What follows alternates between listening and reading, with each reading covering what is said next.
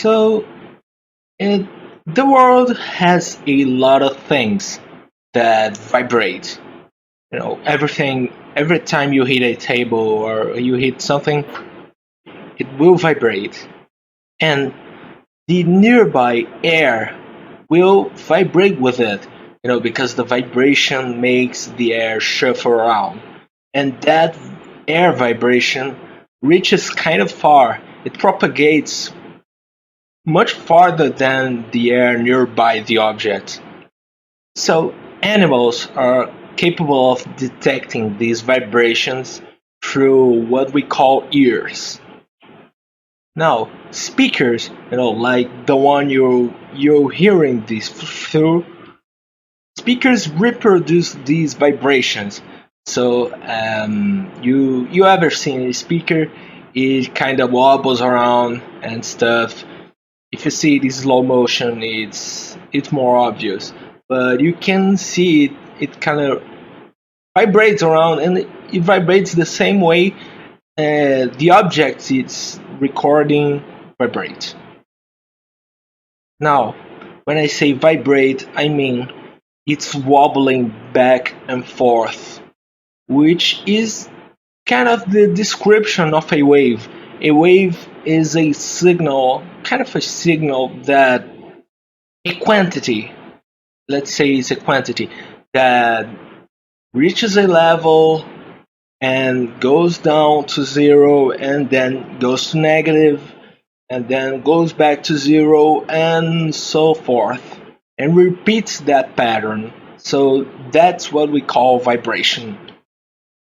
Now, this is a sine wave. This is not sound, it's just a wave. But if the air vibrates just like this wave, it will make a characteristic sound. There are three main things that affect how a wave sounds.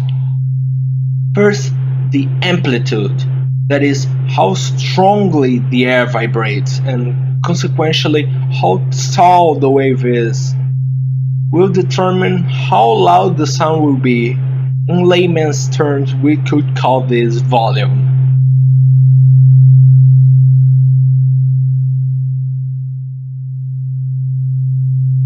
Frequency is how fast it vibrates, and it determines what we hear as pitch.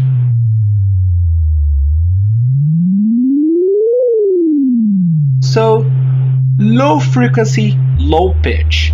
High frequency, high pitch. Double the frequency, go up an octave. It's important to remember that the human ear can only detect frequencies from 20 Hz to 20,000 Hz. So any vibration that is on this range you will hear it as sound. And finally, the timbre is the shape of the sound wave. Different sounds will have different shapes.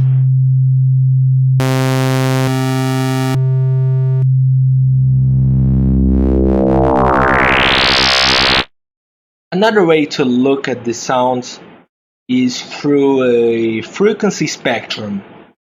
To understand this, we have to go back to Fourier, a mathematician who found out that you can construct any wave as a sum of sine waves, like the one you saw earlier, each one at different pitches and amplitudes.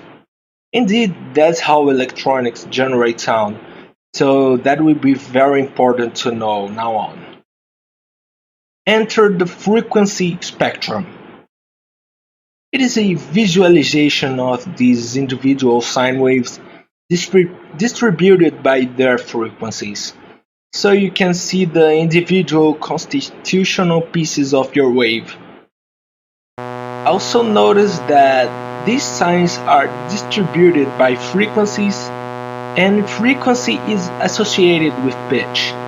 In practice, when a sound has too many high-pitched signs, you get a bright, high-ended sound.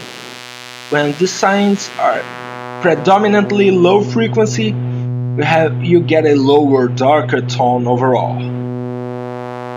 So these are two ways to visualize sound: waveform and spectrum. Keep that in mind because that will come up a lot later.